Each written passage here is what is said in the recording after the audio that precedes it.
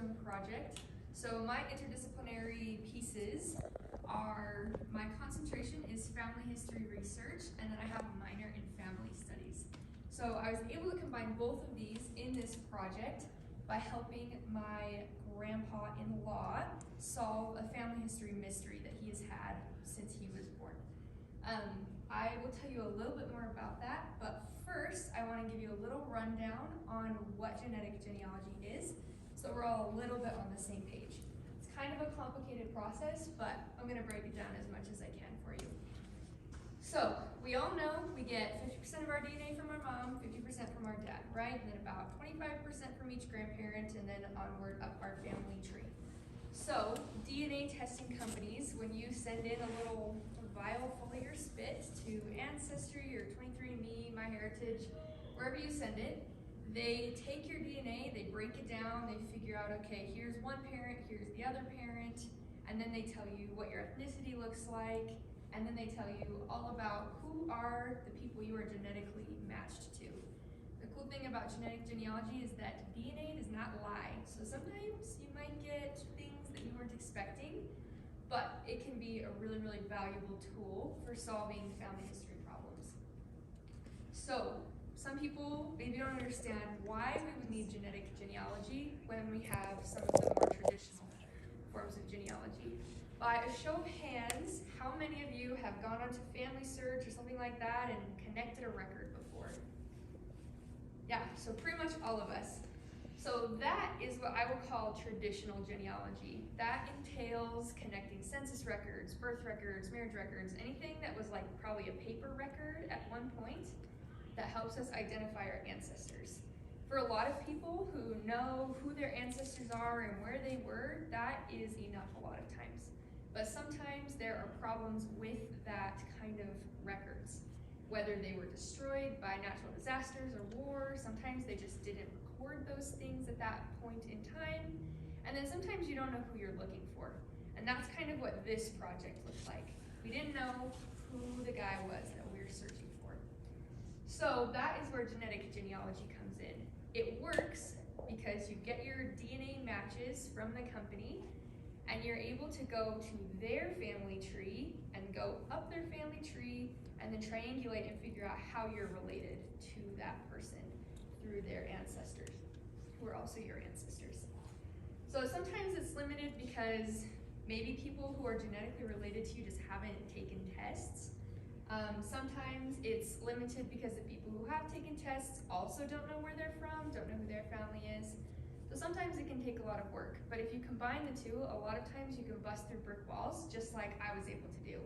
This project took me, as of like last week, I've put about 70 hours into it. I'm putting the final touches on a couple of different things, and then I don't know if I'm allowed to count how many times I practiced this presentation, but that would definitely add some of the time as well.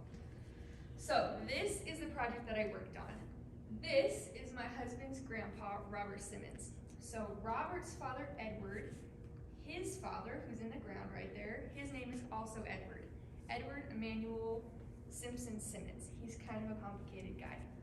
So Edward Simpson appeared in 1903 in Utah, where he married this woman, Anna Sparlow.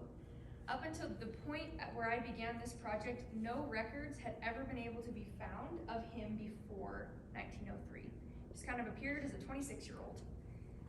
Annis and him had 5 children, and then he ran away with this woman and had 5 more children. He changed his last name from Simpson to Simmons, probably to avoid detection, kind of get a new start. And one of those children is Robert, my client, my husband's grandpa's father. So my research objective was to figure out who is Edward Emanuel Simpson Simmons. Where is he from? Who are his parents? Where was he actually born? There was a lot of questions that went into this. So this chart, there's a lot going on here, but I'm gonna break it down for you. So all of these, let's see, there's a laser. All of these people who have a black border around their name are DNA matches to Robert. So I was able to look at each individual person and see if they had a family tree or if I could figure out who their family tree was. and I climbed up every single thing, and I figured out who they were related to. To give you a little bit better view of what matches kind of look like, each match comes with a name. I have just initials here because these are living people and I wanted to protect their identities. And then you've got a little number there followed by CM. So CM is the little abbreviation for centimorgans. Centimorgans are the little pieces of DNA that we share with people. So the higher percentage or the higher number of centimorgans that you share with somebody, the closer related you are to them.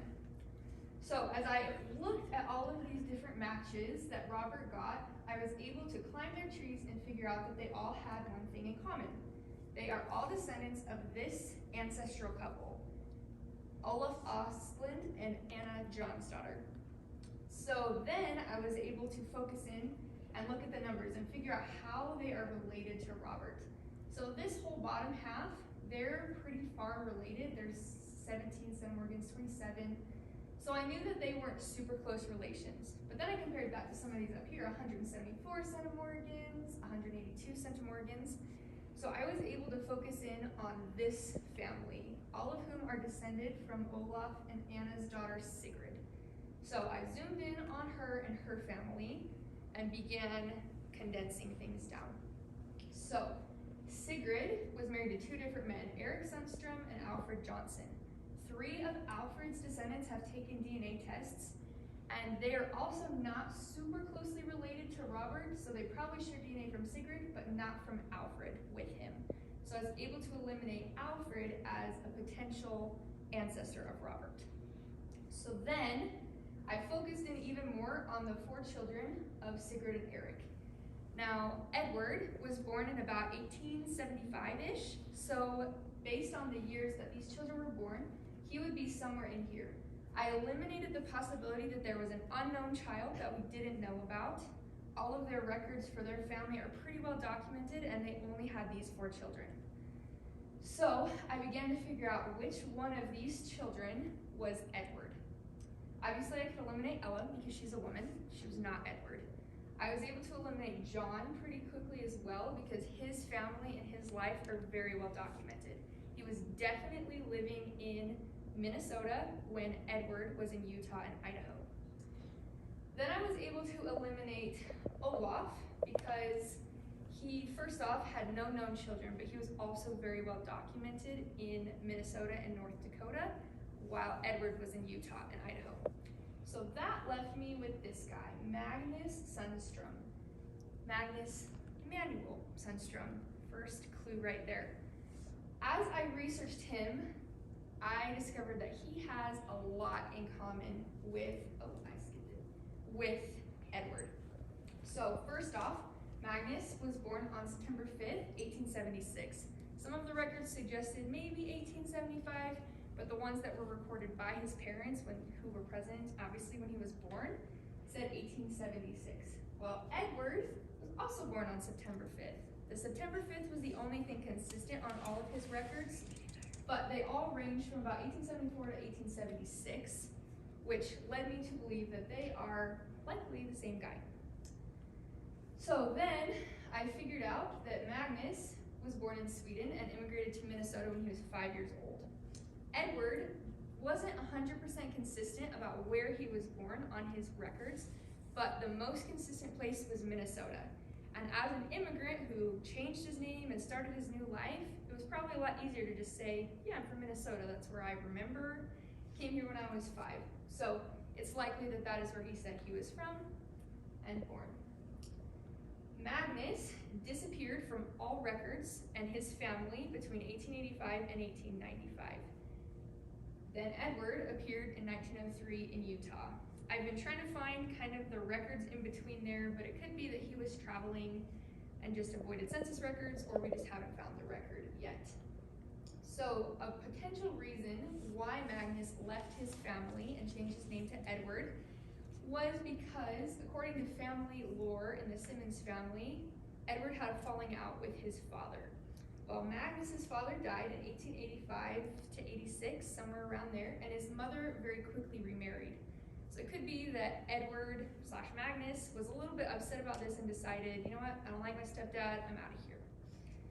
So the last piece of evidence that was always a mystery in the Simmons family was that in 1903, when Edward married his first wife, Annis, he signed his marriage certificate M. Emanuel Simpson, which didn't make any sense knowing that his name was Edward, but knowing that his name was actually Magnus, it made a little bit more sense.